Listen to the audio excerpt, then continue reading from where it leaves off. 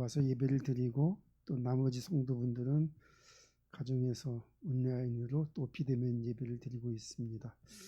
하여튼 예배당에 나오셔서 드리시든지 아니면 가정에서 인터넷으로 예배를 드리시든지 그 예배는 다른 예배는 아닙니다. 조금 온라인으로 예배를 드리면 집중력이 좀 떨어져서 은혜 받기가 쉽지 않은데, 그럴수록 더 가정에서 예배를 드리시는 분들은 집중해서 들으시면 좋을 것 같습니다. 오늘은 전번에도 이 말씀 제목으로 예배를 드렸던 기억이 나는데요. 저는 물론 제가 세상을 살면서 여러 가지 고난도 많이 겪었고 체험도 많이 해보고 이런 일 저런 일도 많이 해보고 이런 사람 저런 사람도 많이 만나보고 하면서 지금까지 세월을 겪어왔지만은 제가 목회자가 되도록 하나님께서 인도하신 중요한 하나님의 은혜가 있었습니다. 그게 뭐냐 하면 전에는 나 혼자 내 삶을 살기에도 내가 나 같은 사람이 내가 혼자 내 인생 내가 안 돼서 이렇게 고민하고 방황하고 갈등하고 이렇게 소망이 없는데 남의 삶을 내가 어떻게 간섭할 수 있냐. 내 인생도 내가 책임을 못 지는데 내가 누구를 만나서 누구한테 이렇게 살아라 저렇게 살아라 할 수 있는 사람이 나는 못 된다. 그래서 결혼하는 것도 엄두가 안 나서 결혼 못하고 있었고요.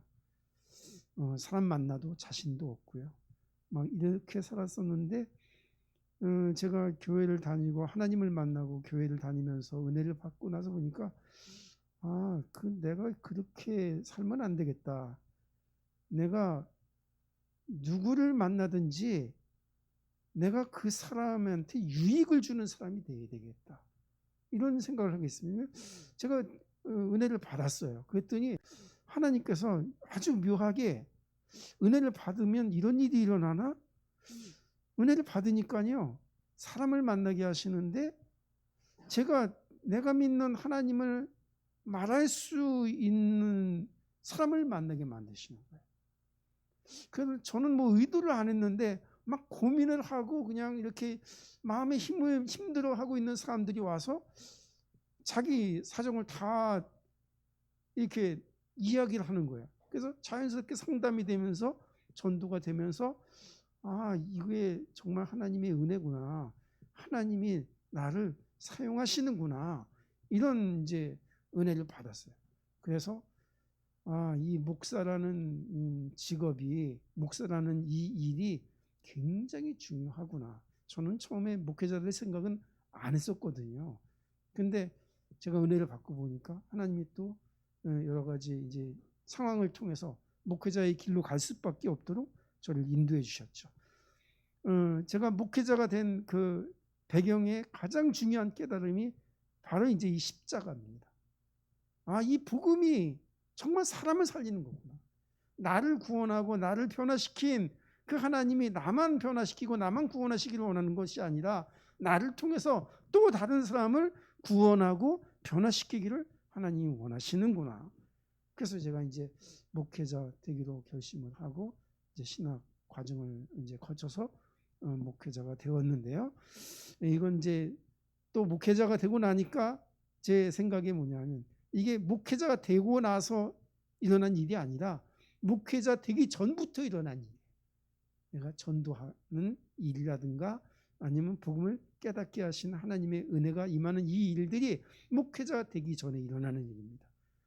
그래서 이 전도는 목회자만 하는 게 아니고요.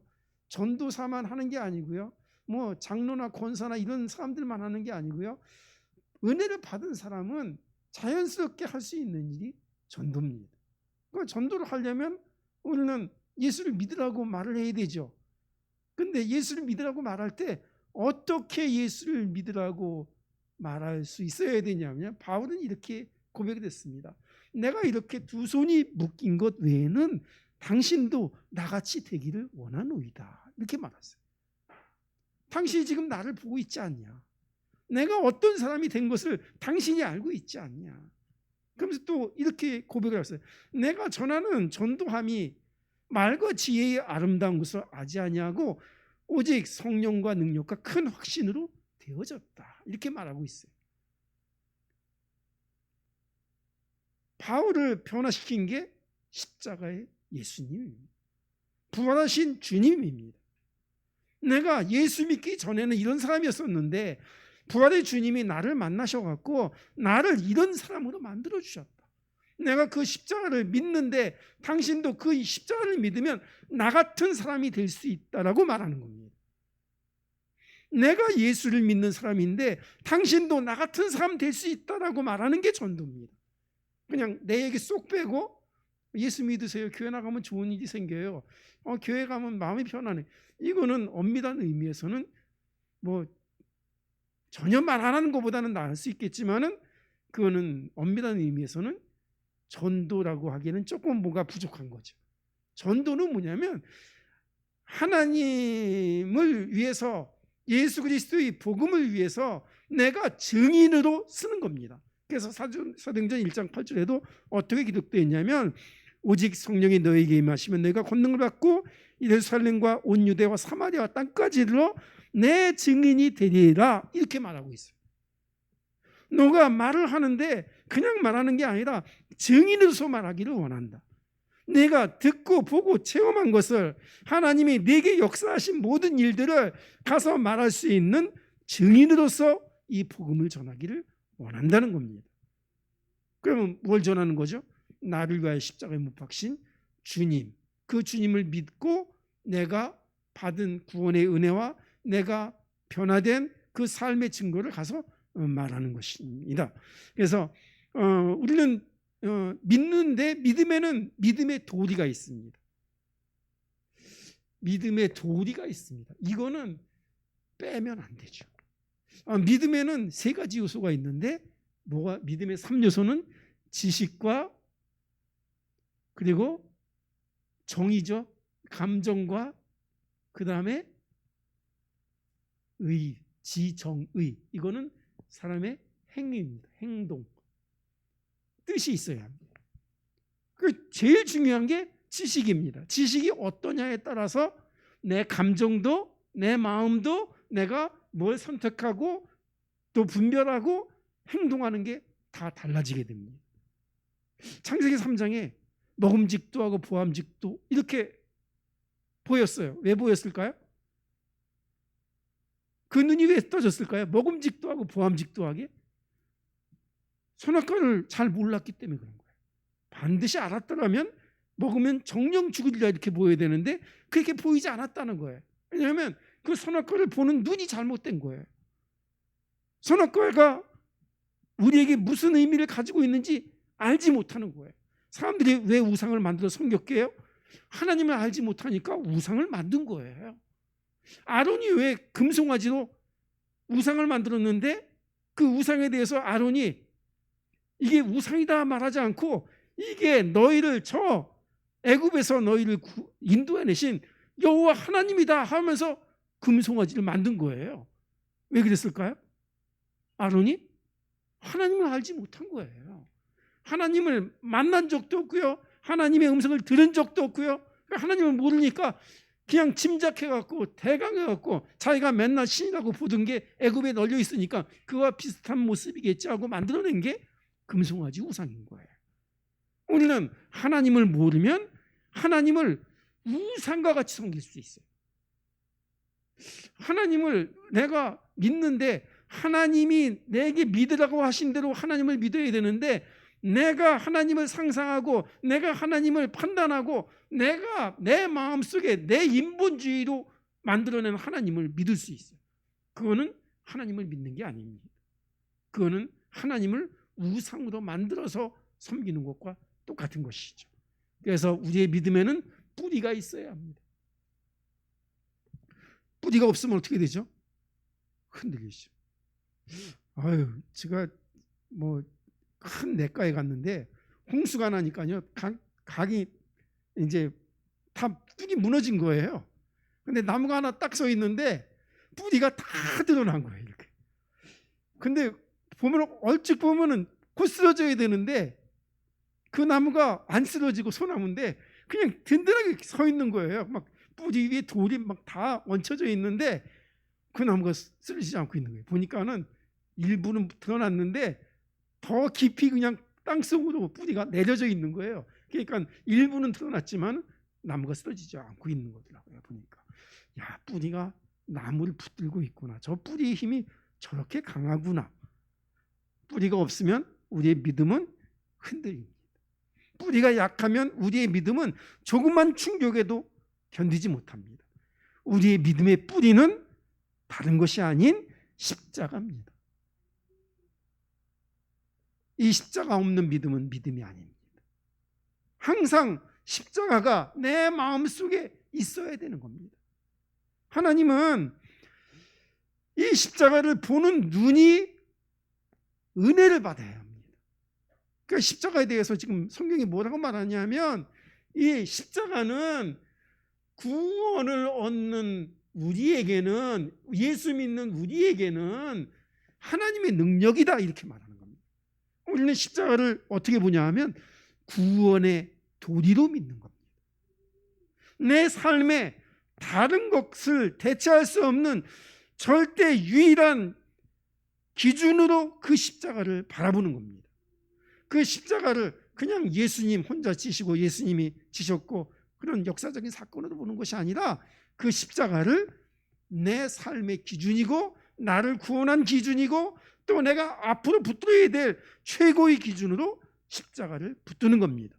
그게 우리가 보는 십자가입니다. 그런데 사람들은 십자가를 그렇게 보지 않았죠. 십자가를 어떻게 보냐면 미련하게 보았습니다. 아, 예수님이 십자가에 다시 살아났다는데 그게 무슨 진짜일까? 죽었다 살아난 사람이 어디 있어? 또 어떤 사람이 이렇게 말합니다. 아, 예수가 죽은 거지 뭐 그게 그걸 믿는다고 해서 뭐 별일이 일어나겠어? 그렇지만 그 예수를 믿고 십자가를 붙든 사람에게는 하나님의 능력이 나타나고요. 십자가를 붙들지 않는 사람에게는 하나님의 능력이 나타나지 않습니다. 그래서 믿음은 믿음의 능력입니다. 믿지 아니하면 아무것도 보이지 않고요. 아무 일도 일어나지 않습니다. 그렇지만 믿으면 그 일이 보여지고요. 그 열매가 나타나게 되는 것입니다. 그래서 하나님은 우리의 십자가를, 이 십자가가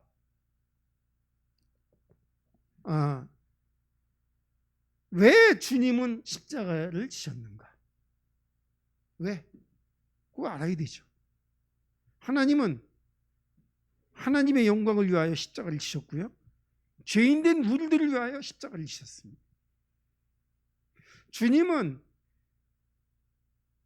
하나님 때문에 십자가를 지신 게 아니라 죄인되고 연약하고 힘이 없는 알지 못하고 무지한 우리들을 위하여 십자가에서 못 박힌 겁니다. 왜요? 우리들을 사랑하시고 우리를 긍휼히 여기셔서.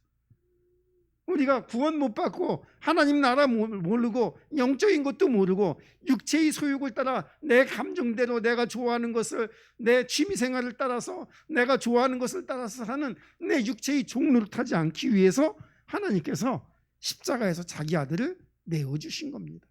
하나님 나라가 있다고, 천국이 있다고, 사람이 단지 육체가 아니라고, 사람이 한 번 나는 것은 정한이 있죠. 그 외에는 심판이 있으니 반드시 하나님 나라가 있고 천국과 지옥이 있고 우리가 지옥에 빠지지 않고 정죄에 빠지지 아니하고 하나님 나라에 갈 수 있도록 하나님께서 하나님 나라를, 하나님의 의를 십자가에서 보여주신 것입니다. 그래서 하나님은 우리들 때문에 십자가 졌고요. 그런데 그 십자가가 하나님은 우리 안에도 있기를 원하시죠. 그러면 예수님만 십자가를 져야 되는 게 아니라 우리도 예수 믿는 우리도 십자가를 져야 되는 겁니다. 그러면 우리는 왜 십자가를 져야죠? 십자가를 진다는 말이 뭐죠? 예수님은 우리 때문에 십자가에 지셨습니다. 만약에 우리도 내가 나를 위하여 십자가를 진다면 그거는 주님의 십자가와는 관계가 없는 것이죠. 내가 십자가를 진다는 말은 내가 고난을 받더라도, 내가 힘들더라도, 다른 사람이 그 나의 힘든 것 때문에, 나의 고난 때문에 다른 사람이 살아날 수 있다면, 나의 수고 때문에 저 사람이 유익을 얻을 수 있다면 그 일을 몸살리지 않고 하는 겁니다. 그게 십자가입니다. 그러면 주님은 십자가를 질 때 만약에 능력이 없으면 십자가를 질 수 있나요? 십자가 못 집니다. 십자가 져봤자 부활의 능력이 없으면 그 십자가는 헛된 십자가입니다. 주님은 능력으로 십자가를 지신 겁니다. 나는 벌의 권세도 있고 다시 얻을 권세도 있다고 말씀하셨습니다. 그럼 우리도 십자가를 지는데 그냥 하기 싫은 거 억지로 지는 것은 십자가가 아닙니다. 다른 사람을 사랑해서 그 영혼을 불쌍히 여겨서 내 자녀가 하나님을 못 만나면 안 되니까 내 자녀를 위하여 눈물을 흘리면서 기도하면서, 만약에 내 자녀가 나 때문에 구원을 받을 수 있다면, 내 자녀가 하나님을 떠나지 않고 나 때문에 은혜를 받을 수 있다면 내가 좋아하는 것을 포기하고라도, 내가 즐겨하는 것을 놓고라도, 내 감정과 내 쾌락을 좀 놓고라도 내 자녀가 구원을 받을 수 있다면 헌신하는 게, 그게 십자가인 겁니다. 내가 하고 싶은 거 다 하면서 다른 사람을 살릴 수 없습니다. 주님이 십자가에서 죽으시는 것은 그거는 온전한 일일까요? 그거는 온전한 일이 아닙니다. 왜? 하나님이 왜 죽으셔야 돼요? 하나님이, 영광의 하나님이 왜 죽으셔야 돼요? 예수님이 무슨 잘못을 했기에 정죄를 받고 십자가에서 죽으셔야 돼요? 그거는 말도 안 되는 얘기죠. 주님은 죽으실, 정죄를 받으실 일을 한 적이 없으십니다. 그런데도 죽으시고 정죄를 받고 율법의 의를 이루기 위하여 자기 몸을 번제물로 드리신 거예요. 그게 십자가의 도리고 정신인 겁니다. 나의 수고 때문에 내가 조금을 절제할 수 있다면, 내가 무엇을 포기하는 일로 인해서 어떤 사람이, 나의 자녀가, 내가 알고 있는 사람들이 하나님을 만날 수 있다면 그것을 기꺼이 할 수 있는 그 마음을 가진 사람이 그리스도 예수의 심장을 가진 사람이고요, 십자가를 붙든 사람이라는 겁니다.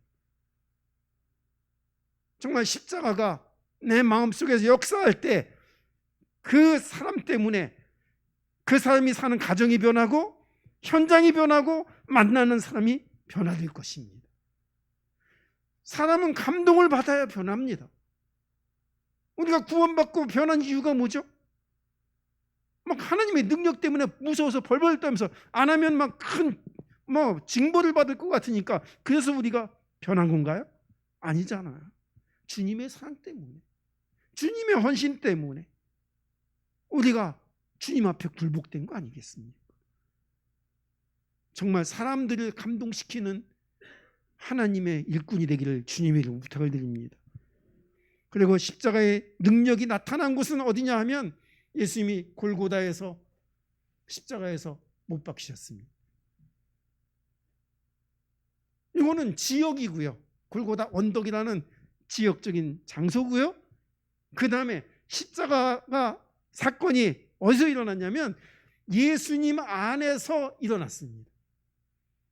자기가 제물이 되고 대속물이 되고 자기가 우리 모든 사람들의 죄를 대신해서 모든 정죄를 받고, 그분은 죄가 없는데도 불구하고 모든 죄를 정죄를 받은 거예요. 우리 때문에. 그리고 죽으셨습니다.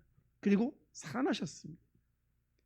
그러면 우리는 우리의 십자가를 지고 있다면 우리는 그 십자가가 어디에서 나타나야 될까요? 마찬가지입니다. 예수 안에 있고요, 우리 안에 십자가가 있어야 합니다. 교회에도 저기 십자가가 있죠. 저 십자가는 있어도 되고 없어도 되는 겁니다. 저 십자가가 중요한 건 아닙니다. 진짜 중요한 거는 우리 마음속에 십자가가 있어야 합니다. 사람을 살리고자 하는 열망이 있어야 합니다. 저 사람이 죽든지 말든지 하나님께서 야 인간들아 네가 잘못했으니 너 정죄를 받고 그냥 벌 받는 게 마땅해. 이거는 하나님의 사랑이 아니죠. 너가 죄인인 건 맞지만은 너희가 죄를 초월해서 구원받기를 원하고 정죄에 이르지 아니하고 하나님의 의를 덧입어서 하나님 나라로 오기를 바란다. 이게 십자가인 겁니다. 그래서 교회도 십자가가 없으면 그 교회는 온전치 못합니다. 십자가를 붙든 교회라야 모든 위기를 이기고 성장하고 부흥하고 열매를 맺을 수 있습니다. 예수님은 세상과의 싸움에서 이긴 분입니다. 보라, 너희가 환난을 당하지만 내가 세상을 이겼다고 말씀합니다.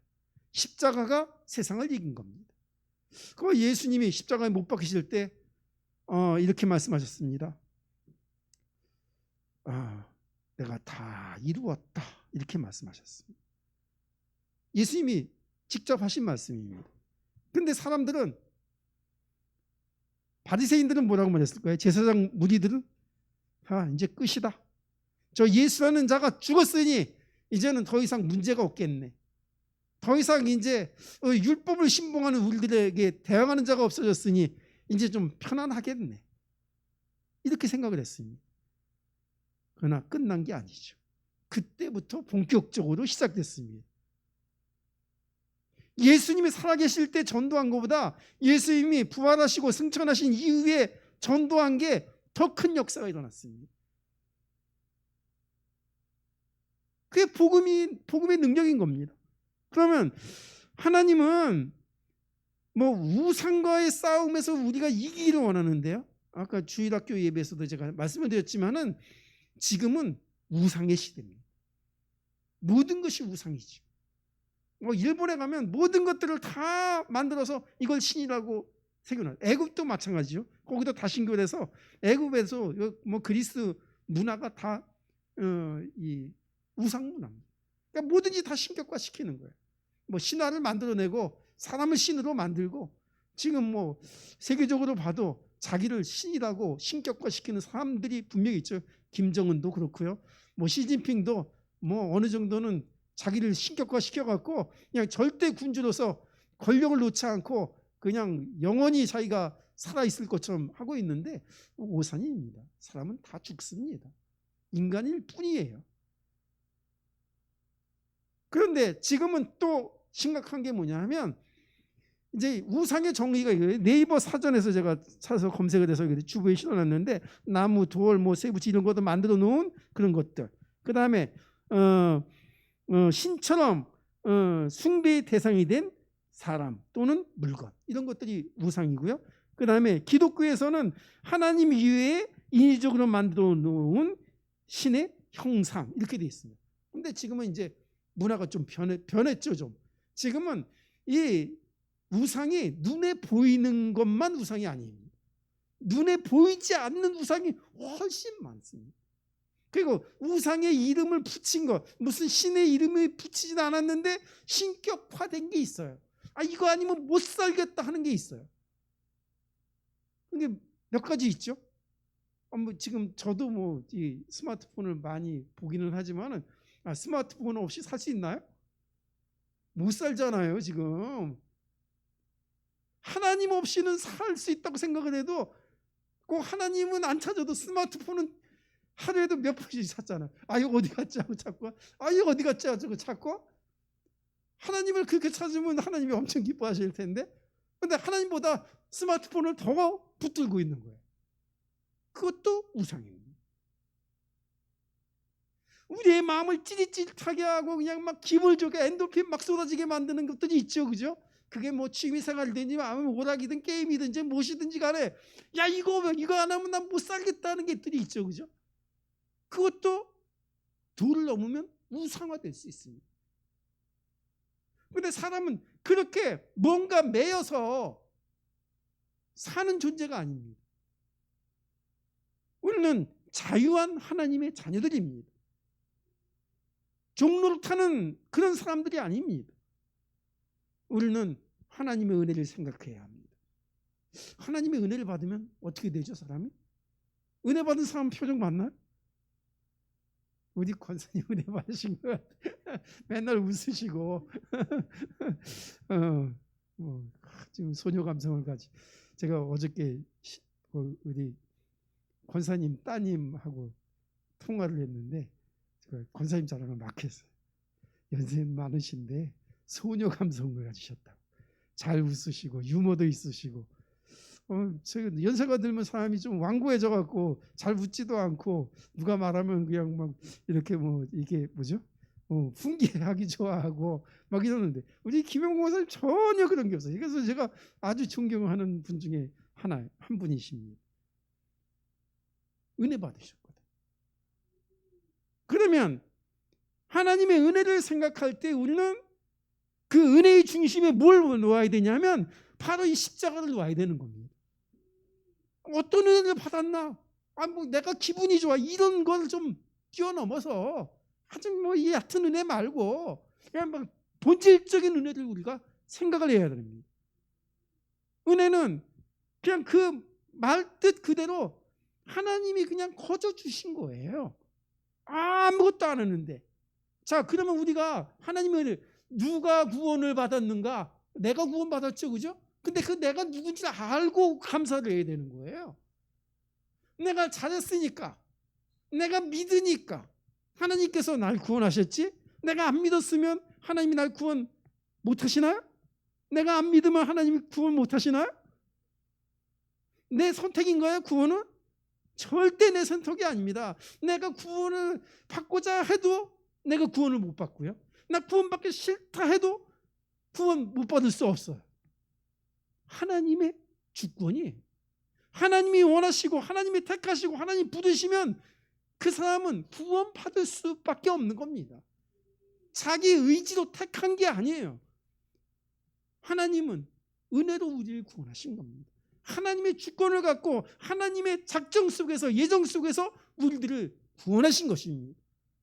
로마서 5장 8절에 보니까는 그 사람이 누구냐면 우리가 아직 죄인 되었을 때 막 우리가 의로워서 좀 뭔가 우리가 막 회개를 했더니 하나님께서 구원하신 거예요? 아니에요. 우리가 하나님을 알지 못하고 우리가 아직 죄인 되었을 때, 죄의 문제가 해결되지 않았을 때 하나님께서 우리를 택하시고 은혜를 주시고 우리를 구원에 이르도록 예수 믿도록 우리 마음과 생각을 지켜주시고 고백하게 하신 겁니다. 그럼 구원이 누구에게서 난 거예요? 우리에게서 난 것이 아니에요. 에베소 2장 6절에 보니까는 이 믿음이 하나님의 은혜의 선물인데 하나님의 은혜의 선물인 이 믿음이 너희에게서 난 것이 아니라 예수 그리스도로 말미암아 너희에게 주어진 것이다라고 말을 하고 있습니다. 이게 은혜인 거예요. 그럼 우리가 십자가를 생각하고 있을 때 내 의의를 나타내면 될까요? 안 될까요? 안 됩니다. 누구의 의의를 나타내야 된다고요? 예수님의 의의를 나타내는 거예요. 그게 십자가를 붙들고 있다는 겁니다. 내 의의를 나타내는 사람은 십자가를 나타내는 사람이 아닙니다. 하나님은 우리가 죄인 되었을 때 우리를 구원하시고 우리가 하나님을 알지 못할 때 하나님께서 은혜로 우리로 성령을 주셔서 하나님을 알게 하신 것인데요. 그러면 이거 우리가 잘한 거 있어요, 없어요? 단 1도 없는 거예요. 우리가 하나님 앞에서 잘한 것은 단 1도 없는 거예요. 그 율법은 뭐죠? 율법은 그 본질이 뭐냐면 인간이 하나님 앞에서 행해야 될 모든 책무를 율법이라고 합니다. 하나님 앞에서 너희들이 거짓말하면 안 되지. 하나님 앞에서 너희들이 하나님이 없다고 말하면 안 되지. 하나님 앞에서 너희들이 안식일을 안 지키면 안 되지. 하나님 앞에서 너희가 하나님 모를까봐 다 감찰하고 계신데 도둑질하면 안 되지. 그러니까 도둑질하지 말고 착하게 살고 의롭게 살고 선을 행하고 모든 것을 다 해야 돼. 맞잖아요, 그죠? 틀린 말 했어요, 제가? 안 틀리잖아요, 그죠? 근데 절대 맞는데 그 율법의 의도는 단 한 사람도 의롭다 하심을 받을 자가 없다는 겁니다. 우리는 율법의 의로 구원을 받은 게 아닙니다. 우리가 하나님 앞에 뭔가를 행했다는 것으로 말미암아 우리가 의롭다함을 받은 게 아닙니다. 우리는 하나님 앞에 일한 것도 없는데 행한 것도 없는데 그냥 하나님께서 알지 못하고 범죄하고 정말 육체의 종로를 타는 우리들을 흔들어 깨우셔서 지각을 열어주시고 마음과 생각을 열어주시고 하나님 나라를 보게 만들고 예수 믿게 만드신 겁니다. 우리 인생이 그렇게 지나가는 인생이 아니잖아요. 그냥 풀들도 그 풀이 존재하는 목적이 있는데요. 개미도 제가 개미 기어다니는 것을 개미는 뭘 이렇게 저렇게 열심히 기어다니나 보니까는 먹이 하나 어디 가서 발견도 못할 것 같아요. 그냥 기어다니고 어느데 그래도 하나 걸리면 이제 뭐 또 열심히 먹이 끌고 가겠죠, 그죠? 개미도 뭔가 뜻이 있어서 저렇게 세상에 존재하는데 하물며 사람이 그냥 뜻없이 살아서 되겠나? 그러니까 우리 인생이 그냥 나이 먹고 그냥 뭐 오래 좀 살다가 그냥 이것저것 해보다가 뭐 요것 먹고 저것 먹고 여기 놀러 다니고 저기 놀러 다니고 하다가 그냥 그렇게 지나가는 정말 그런 인생이어야 되는가? 뭔가 뜻을 세우고 내 인생을 계획하고 내 인생이 정말 덧없이 지나가지 않도록 어떤 정말 열매를 맺을 수 있도록 웃는 기도를 해야 하는 겁니다. 좀 사람답게, 좀 의미 있게. 그래서 하나님이 전도에 미련한 것으로 우리를 구원하시기를 기뻐하셨다. 이렇게 말합니다. 유대인은 표적을 구하고 헬라인은 지혜를 찾지만 하나님은 전도에 미련한 것으로 사람을 구원하시기를 기뻐하셨다. 이렇게 말하고 있습니다. 자, 그러면 보세요. 유대인들이 찾는 건 뭐죠? 표적을 찾는다고 그랬죠, 그죠? 표적이 뭐죠? 기적이 일어나는 겁니다. 병자가 낫고요. 그리고 귀신이 쫓아나가고요. 막 이런 일들이 일어나는 겁니다. 막 뭐 놀라운 일이 일어나면 뭐 병자가 뭐 이거 하나님이 있다고 말하는 뭐 사람이 신격화 시킬 때 막 신화가 등장하잖아요, 그죠? 신격화하려면 반드시 신화가 있어요. 김정일도 신화가 있죠, 그죠? 자기 어렸을 적에 뭐 자기 뭐 생가에 뭐 어디 백두산에 어디 가서 무슨 영감을 받았다는 등 뭐 어쩌고 저쩌고 하면서 막 신격화를 시켜요. 기적적인 얘기죠. 그런데 기적을 보고 하나님을 믿을 수 있냐? 성경이 말합니다. 기적을 보고는 하나님을 믿을 수 없다. 기적을 체험하고도 하나님을 믿을 수 없다. 홍해 갈라지는 그 기적을 보고도 믿지 아니하였다. 유월절 출애굽의 그 기적을 체험하고도 하나님을 원망하고 불평했다는 거예요. 감사했어야 되는데. 근데 누가 가나안 땅에 들어갔죠? 기적을 체험한 자가 아니라 말씀을 듣고 길려진 자들이 가나안 땅에 들어간 겁니다.